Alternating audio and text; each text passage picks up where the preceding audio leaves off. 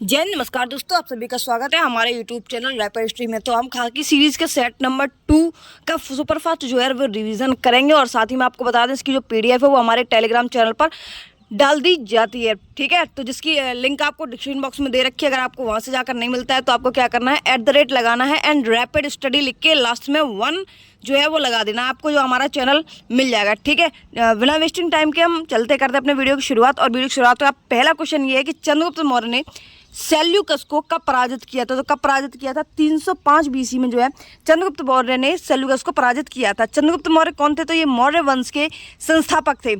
जिनके गुरु कौन थे? तो चाणक्य थे, जिनका नाम अन्य नाम विष्णुगुप्त या फिर कौटिल्य के नाम से हम जानते थे। ये क्या थे? ये प्रधानमंत्री थे। ठीक है, कौन थे? प्रधानमंत्री थे। जिनकी एक पुस्तक थी कौन सी? अर्थशास्त्र। जो अर्थशास्त्र है वो लिखी किस सब्जेक्ट पर लिखी है? तो ये राजनीति विज्ञान पर लिखी हुई है। ठीक है, मगध शासन की बात कर लेते हैं। तो मगध शासन में जो है सबसे शक्तिशाली 16 महाजनपद थे, उसमें मगध जो था वो सबसे शक्तिशाली था। अंग, मगध, काशी, कौशल, बजीमली, चेती, बस, कुरुपांचाल, अस्कावंती और इसके बाद में गांधार, कंबोज, मत्स्य, सूरसेन, ये जो 16 थे ये महाजनपद थे। ठीक है, और 16 महाजनपद में मगध जो है वो सबसे शक्तिशाली में था।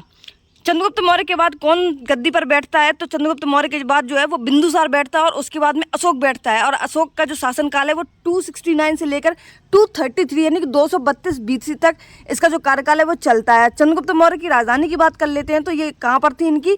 वो पाटलिपुत्र में थी। क्या किया था चंद्रगुप्त मौर्य ने? सुदर्शन झील का निर्माण कराया था। किसका? सुदर्शन झील का जो निर्माण है वो कराया था। एंड्रीकोट्स और सेंड्रीकोट्स इन्हीं के दरबार में आए थे। दरबारी जो थे वो विदेशी, मेगास्थनीज भी इनके दरबार में आए थे। जिनकी पुस्तक थी, मेगास्थनीज की जो पुस्तक है वो उसका नाम क्या है? उसका नाम है इंडिका। क्या नाम है? इंडिका। इन्होंने अपना धर्म परिवर्तन किया था। क्या परिवर्तन किया था? धर्म। ठीक है, ये कौन से धर्म से संबंधित है? तो ये जैन धर्म से संबंधित है। और इन्होंने जैन धर्म की जो दीक्षा है वो किससे ली थी? तो भद्रबाहु से ली थी। किससे? भद्रबाहु से इन्होंने जो दीक्षा है वो ली थी। सम्राट अशोक ने अपने राज्याभिषेक के कितने वर्ष बाद कलिंग पर विजय प्राप्त की थी? तो कलिंग का युद्ध कब होता है? 261 बीसी में जो है कलिंग का युद्ध होता है। ठीक है, और इन्होंने अपने जब राज्याभिषेक इनका हो गया था तो इन्होंने कितने वर्ष बाद कलिंग पर हासिल की थी? तो 8 वर्ष बाद। कितने वर्ष बाद?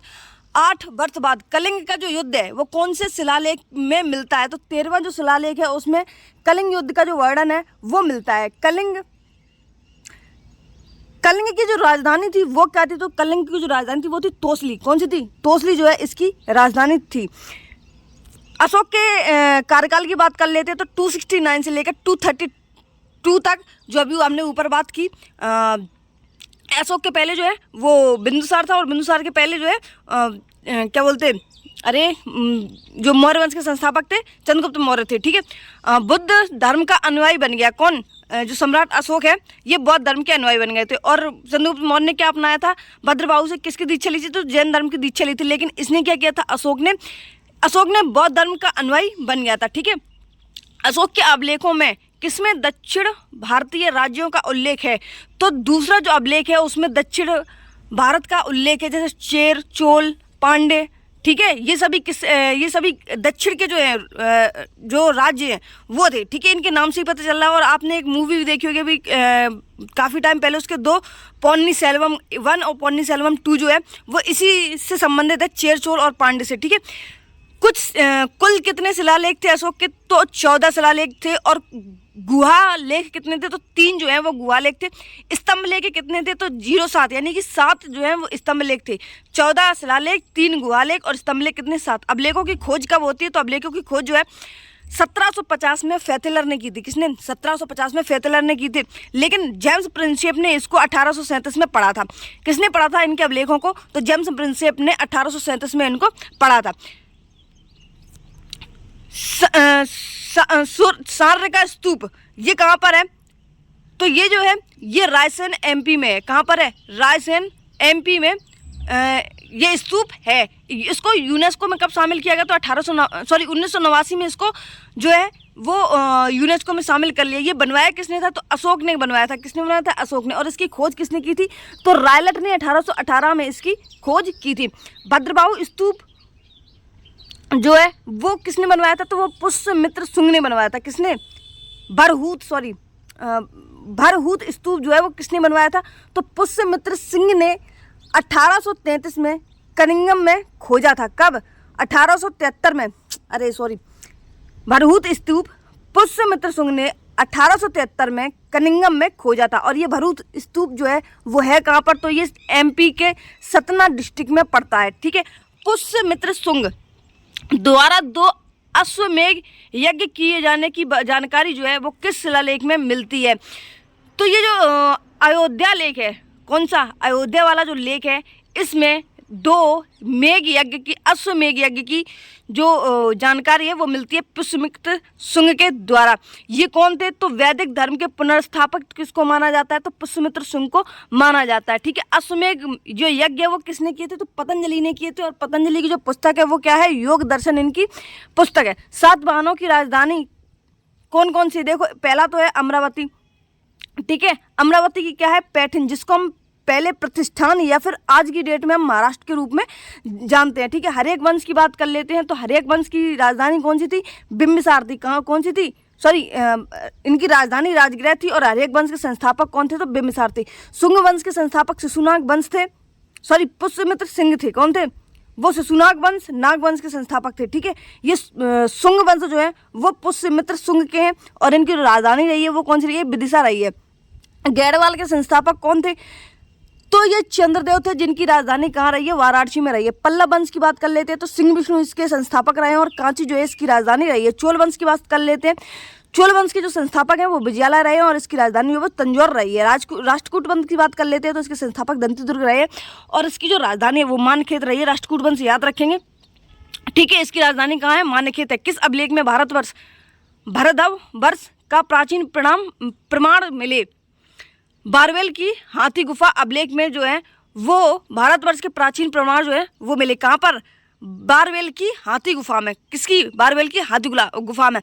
जूनागढ़ अभिलेख जो है इसमें ये किसने बनवाया था? तो रुद्रदामन ने बनवाया था। किसने? रुद्रदामन ने।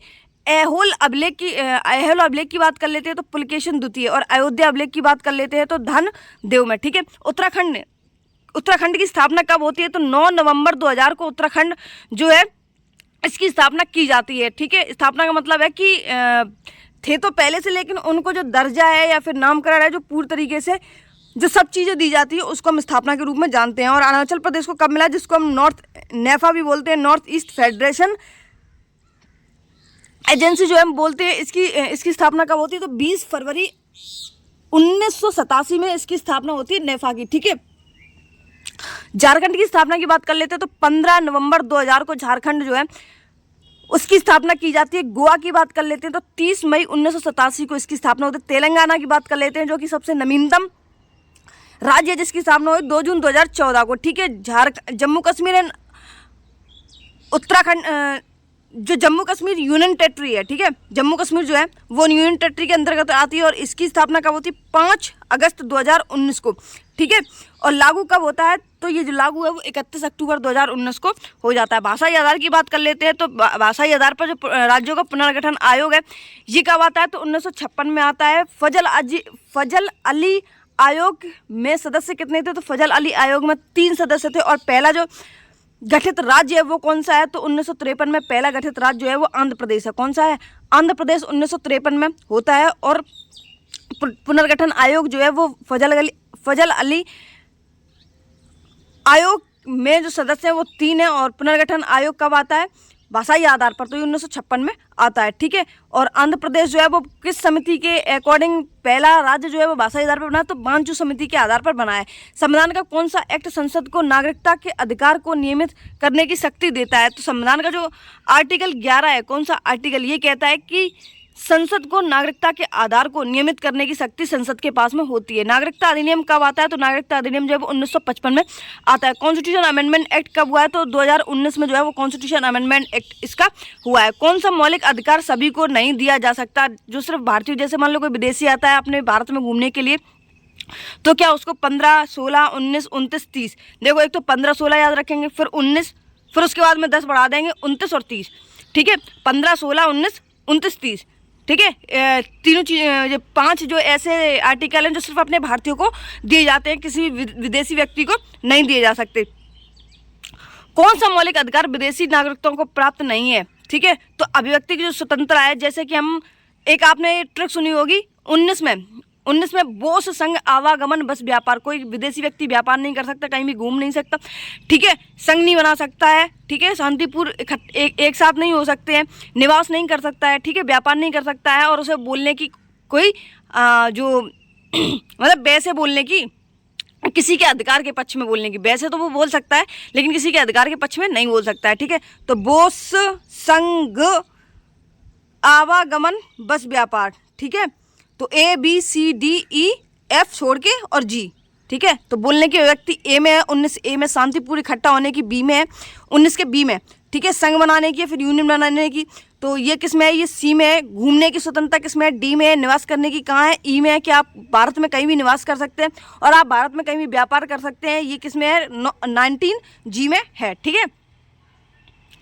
संविधान के किस आर्टिकल के अंतर्गत भारतीय राष्ट्रीय मूल अधिकारों के कार्यान्वयन को स्थापित कर आर्टिकल 20 और 21 के अतिरिक्त है, तो जो अधिकारों के कार्यान्वयन को स्थापित कर सकते हैं वो है आर्टिकल 359। कौन सा है? आर्टिकल 359। वैसे तो 352 से लेकर 360 तक जो है वो आपातकाल के संबंध में आर्टिकल है, ठीक है। देखो, राष्ट्रीय आपात जो है वो कब लगता है? 352 में लगता है, 356 में क्या लगता है? राष्ट्रपति शासन लगता है, और 360 में क्या लगता है? तो वित्तीय आपात जो है लगता है। वित्तीय आपात अभी तक एक भी बार नहीं लगा है और राष्ट्रीय आपात 3 बार लग चुका है। कितनी बार? 352 में जो है राष्ट्रीय आपात 3 बार लग चुका है, लेकिन वित्तीय आपात अभी तक एक भी बार नहीं लगा है। सतलज का उद्गम की बात कर लेते हैं, तो राकसताल झील जो है, जो कि तिब्बत से निकलती है, लांगचिक बरवा में, ठीक है। इसके जो उद्गम स्थल है सतलज का, वो कहाँ से है? राकसताल झील से है, इंडिया से नहीं है, ठीक है। सतलज नदी को याद रखेंगे बहुत अच्छे से। भारत में प्रवेश कहाँ से होती है? तो भारत में जो प्रवेश है वो सिपकिला दर्रा से होती है। कहाँ से? सिपकिला दर्रा से इसका जो प्रवेश है वो भारत में होता है। माजुली द्वीप की बात कर लेते हैं, तो माजुली नदी द्वीप जो है उसको वो किसको कहते हैं? तो ब्रह्मपुत्र नदी को कहते हैं, जो असम में एक जिला पड़ता है जोरहट से, जो, ठीक है, वहाँ से जो है वो नदी ये एंटर करती है। इसके बाद में जो सबसे बड़ा नदी द्वीप है वो कौन सी नदी का है? तो सबसे बड़ा जो नदी द्वीप है वो माजुली द्वीप का ही है, ठीक है। सबसे छोटा नदी द्वीप किसका है? तो ब्रह्मपुत्र नदी का मयूर द्वीप है सबसे छोटा, ठीक है। ये क्वेश्चन था कि माजुली नदी द्वीप का सबसे बड़ा द्वीप कौन सा है? तो सबसे बड़ा द्वीप जो है वो माजुली नदी द्वीप का है। सबसे छोटा द्वीप कौन सा है? तो मयूर द्वीप जो है वो ब्रह्मपुत्र नदी का है। विष्णुप्रयाग किन नदियों के संगम पर स्थित है? अगर आपने कल का जो मॉक टेस्ट दिया होगा उसमें ये क्वेश्चन जो था वो था, ठीक है। इसमें था कौन सा? रुद्रप्रयाग वाला, ठीक है। रुद्रप्रयाग वाला ये क्वेश्चन इसमें था, जिसका करेक्ट आंसर रुद्रप्रयाग था। धौली और अलकनंदा, इन दोनों को मिलाकर कौन सी नदी जो है वो बनती है? तो धौली और अलकनंदा को मिलाकर जो है वो पंचप्रयाग बनती है। क्या बनती है? विष्णुप्रयाग जो है वो बनती है। क्या बनती है? विष्णुप्रयाग। देखो, विष्णु भगवान ने क्या किया? अलकनंदा को धो दिया। क्या किया? विष्णु भगवान ने अलकनंदा को धो दिया, ठीक है। भागा कौन? देव के साथ में अलकनंदा भाग गई, धो दिया था इधर, फिर इसी के साथ में देव के साथ में जो है वो भाग गई, इसलिए धो दिया था विष्णु ने, ठीक है। विष्णु कोई पर्सन है, उसने अलकनंदा को धो दिया। धोया क्यों था? क्योंकि वो भाग गई थी किसके साथ में? देव के साथ में। कौन? अलकनंदा, ठीक है। इसके बाद में नंदाकिनी। देखो, नंद और अलकनंदा, नंद प्रयाग के साथ में अलकनंदा और नंदकिनी जो है वो मिलकर क्या बनाती हैं? नंद प्रयाग बनाती हैं, ठीक है। कर्ण प्रयाग कैसे? पिंडर और अलकनंदा, पिंड कर दिया अब, ठीक है। किसने? अलकनंदा को जो पिंड कर दिया, किसने? कर्ण ने कर दिया, ठीक है, क्योंकि वो किसी एक के साथ में नहीं रहती थी। अब अलकनंदा और मंदाकिनी की बात कर लेते हैं, तो ये किसकी है? ये रुद्र की है, ठीक है। किसकी है? रुद्र की है। रुद्रप्रयाग जो है वो अलकनंदा और मंदाकिनी नदी मिलकर रुद्रप्रयाग बनाती है। कौन सी नदी बेसिन क्षेत्रफल की दृष्टि से सबसे बड़ी है? तो बेसिन क्षेत्रफल की दृष्टि से सबसे बड़ी नदी कौन सी है? गंगा है, जिसकी लंबाई कितनी है? 8.61 लाख किलोमीटर पर स्क्वायर, ठीक है। महानदी की बात कर लेते हैं, तो महानदी इसके बाद में आती है 1.41 लाख पर स्क्वायर। नर्मदा की बात कर लेते हैं तो 98 किलोमीटर पर स्क्वायर। कावेरी की बात कर लेते हैं तो 87 किलोमीटर पर स्क्वायर। नासिक किस नदी के किनारे स्थित है? तो नासिक जो है वो गोदावरी नदी के किनारे स्थित है। जबलपुर की बात कर लेते हैं तो ये नर्मदा नदी के किनारे स्थित है। आगरा, मथुरा, दिल्ली, ग्रेटर नोएडा, कौन से? आगरा, मथुरा, ग्रेटर नोएडा और दिल्ली, ये किस नदी के किनारे स्थित है? ये यमुना नदी के किनारे स्थित है। कटक किस नदी के किनारे स्थित है? कटक, उड़ीसा वाला कटक, ठीक है, ये कहाँ? महानदी के किनारे स्थित है। मेरठ और गाजियाबाद की बात कर लेते हैं तो ये हिंडन नदी के किनारे स्थित है। अयोध्या जो है वो सरयू नदी के किनारे है। गोरखपुर की बात कर लेते हैं तो गोरखपुर किस नदी के किनारे है? ये है राप्ती नदी के किनारे, ठीक है, ये हमने यूपी जीके में भी आपको बताई है। उज्जैन की बात कर लेते हैं तो क्षिप्रा नदी के किनारे है। सूरत की बात कर लेते हैं तो ताप्ती नदी के किनारे है। जब जमशेदपुर की बात कर लेते हैं तो स्वर्ण रेखा के किनारे स्थित है। कौन सी नदी पंचनद में सम्मिलित है? तो सतलज, रावी, ब्यास, चिनाब और झेलम, ये पंचनद में शामिल है। कौन सी? रावी, चिनाब, ब्यास, सतलज, झेलम, ठीक है। सिंधु जल समझौता कब होता है? तो सिंधु जल समझौता जो है वो 1960 में होता है। कब? 1960 में ये होता है। सदिश राशियों की बात कर लेते हैं जो दिशा सहित बताती हैं, ठीक है, और अदिश राशि कौन सी होती है? जिनकी में कोई दिशा नहीं होती है। देखो, विस्थापन, संवेग, आगूढ़, आवेग, संवेग, वेग और बल। देखो, बल की कोई दिशा नहीं होती, वेग की भी कोई दिशा नहीं होती, आवेग की भी कोई दिशा नहीं होती, संवेग की भी कोई दिशा नहीं होती, विस्थापन की भी कोई दिशा नहीं होती, ठीक है, सॉरी, इन सब की दिशा होती है। और अदिश जो है, जैसे द्रव्यमान है, क्या उसका कोई दिशा हो सकती है? नहीं हो सकती। आयतन है, क्या उसकी दिशा होती है? ताप है, ताप महसूस करते सकते हैं जिन चीज़ों को, उन्हें हम अदिश राशि में रखते हैं, ठीक है, जैसे द्रव्यमान, आयतन, ताप, कार्य, विद्युत धारा और दाव, ठीक है, इन सभी को जो है वो अदिश राशियों में रखा गया है। वस्तु की मात्रा बदलने पर क्या अपरिवर्तित रहेगा? जो उसका घनत्व है वो अपरिवर्तित रहता है, जैसे, ठीक है, जैसे वस्तु है उसकी हम मात्रा बदल लें तो क्या जो है अपरिवर्तित रहेगा? वो घनत्व जो है वो अपरिवर्तित रहता है। ब्लीचिंग पाउडर का रासायनिक सूत्र क्या है? तो CaOCl2 इसका ब्लीचिंग पाउडर का रासायनिक सूत्र है। प्लास्टर ऑफ पेरिस की बात कर लेते हैं, CaSO4 इंटू हाफ H2O, क्या CaSO4 into half H2O plaster of Paris को जानते हैं, ठीक है। जिप्सम की बात कर लेते हैं कि CaSO4 इंटू 2H2O जिप्सम का सूत्र है। शुष्क बर्फ की बात कर लेते हैं तो CO2 जो है उसको हम शुष्क बर्फ को कहते हैं। कार्बन डाइऑक्साइड जब हम शुष्क बर्फ को कहते हैं, ठीक है। लाफिंग गैस की बात कर लेते हैं तो नाइट्रस ऑक्साइड जो है वो लाफिंग गैस में आता है। फोटोग्राफी की प्लेट पर किसकी परत चढ़ाई जाती है? तो फोटोग्राफी जो होती है उस पर किसकी परत चढ़ाई जाती है? तो AgBr की चढ़ाई जाती है। किसकी? AgBr की, ठीक है। सिल्वर आयोडीन की बात कर लेते हैं तो कृत्रिम वर्षा जो कराई जाती है वो किसके द्वारा कराई जाती है? तो सिल्वर आयोडीन के द्वारा कराई जाती है, ठीक है। और यहाँ पे सिल्वर ब्रोमीन होता है। क्या होता है? सिल्वर ब्रोमीन की जो परत है वो चढ़ाई जाती है फोटोग्राफी की पर, ठीक है। प्लेट्स पाए जाते हैं तो प्लेट्स कहाँ पाए जाते हैं? रुधिर में पाए जाते हैं। जब कोई बीमार हो जाता है, ठीक है, सुना होगा आपने कि उसकी प्लेट्स कम हो गई, तो उसमें जो रुधिर है, रुधिर जो है उसमें रक्त की कमी जो है वो हो जाती है, ठीक है।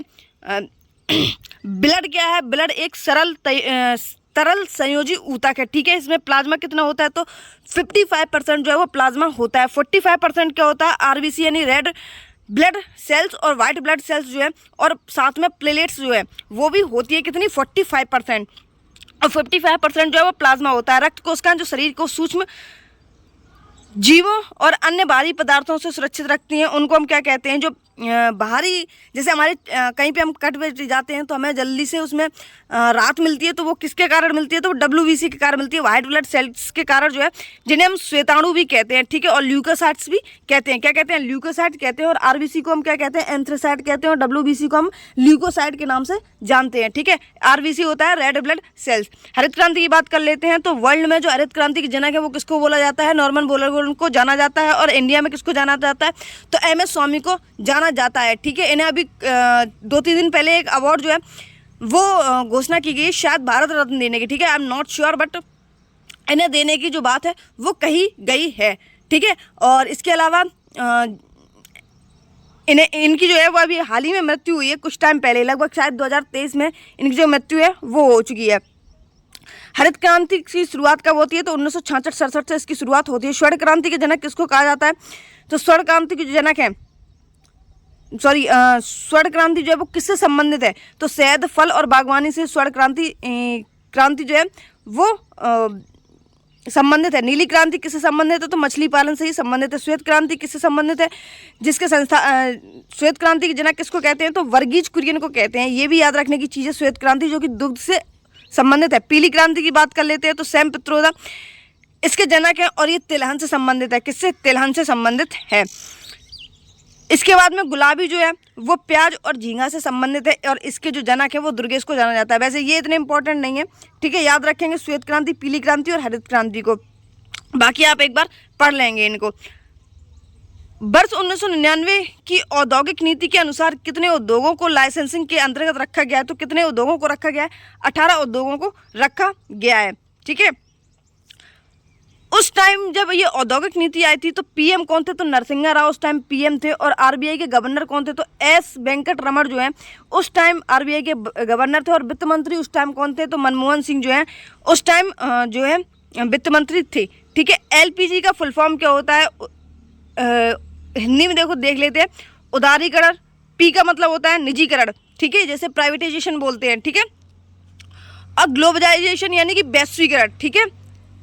इन तीनों का ये जो एलपीजी का फुल फॉर्म है वो होता है, ठीक है।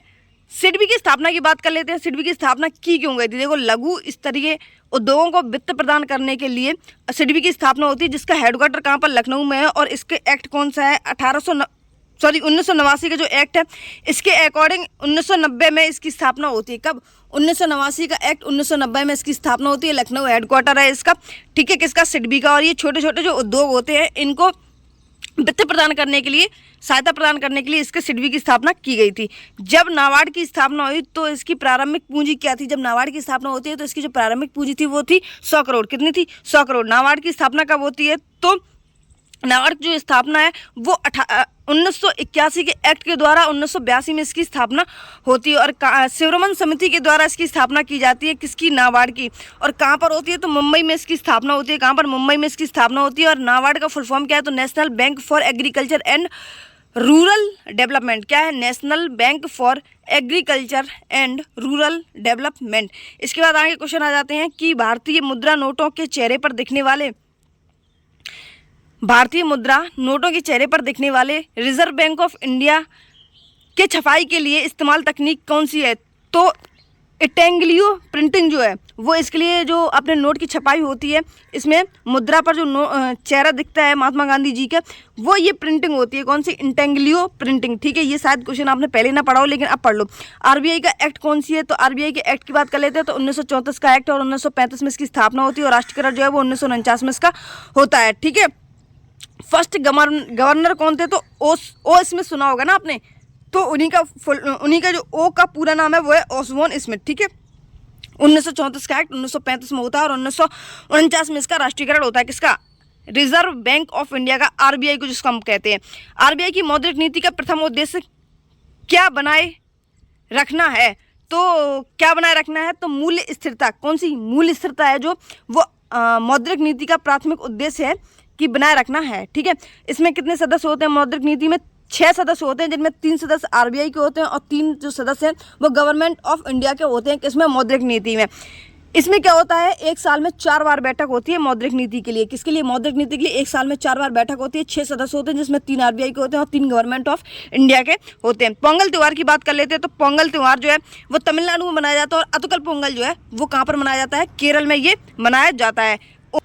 ओणम जो है वो केरल का होता है और पोंगल जो है वो तमिलनाडु का होता है और अतुकल पोंगल जो है वो केरल का होता है, ठीक है। सरुल की बात कर लेते हैं तो जो सरुल है वो कहाँ का है? झारखंड का है।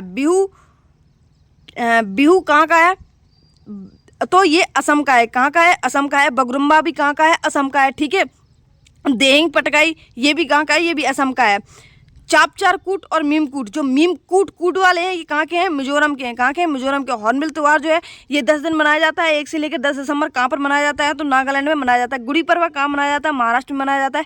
लाई हरोबा, लाई की तरह क्या होता है? मड़ी जो है वो लाई की तरह होती है। छठ पूजा कहाँ पर होता है? तो ये बिहार में होता है। बिरहा भी कहाँ होता है? बिहार में होता है। रज पर्व, नुआखाई, ठीक है। और इसके अलावा बहुत से जो त्यौहार हैं वो उड़ीसा में मनाए जाते हैं।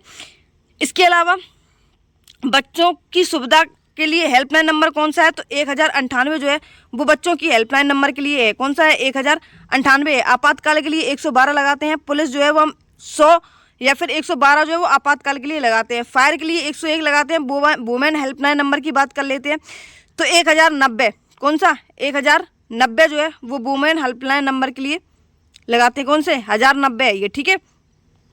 और डोमेस्टिक वायलेंस के लिए किसको लगाते हैं तो हम 181 को लगाते हैं। रेलवे इमरजेंसी की बात कर लेते हैं तो 139 लगाते हैं। रोड एक्सीडेंट की बात कर लेते हैं तो 1073 जो है रोड एक्सीडेंट में लगाते हैं। एलपीजी लीक की बात कर लेते हैं तो 1906 में लगाते हैं, ठीक है। अगर एलपीजी लीक जो है वो हो रहा है तो अगर रोड एक्सीडेंट हो रहा है तो 1073, ये सभी वैसे तो जानकारी है आप सभी को। और रेलवे इमरजेंसी के लिए 139 अभी जो है कुछ दिनों पहले चर्चा में था। लाल बहादुर शास्त्री की बात कर लेते हैं तो राष्ट्रीय प्रशासन अकेडमी लाल बहादुर शास्त्री कहाँ पर है, जिसमें आईएएस और आईपीएस लोगों की ट्रेनिंग होती है। कहाँ पर है, मसूरी में है। कहाँ पर है, मसूरी में है। जिसकी स्थापना कब होती है तो 1959 में इसकी स्थापना होती है। किसकी, लाल बहादुर शास्त्री राष्ट्रीय प्रशासन अकेडमी की। नेशनल पुलिस अकेडमी कहाँ पर है तो नेशनल पुलिस अकेडमी जो है वो हैदराबाद में स्थित है। एनसीईआरटी की बात कर लेते हैं, न्यू दिल्ली में स्थित है।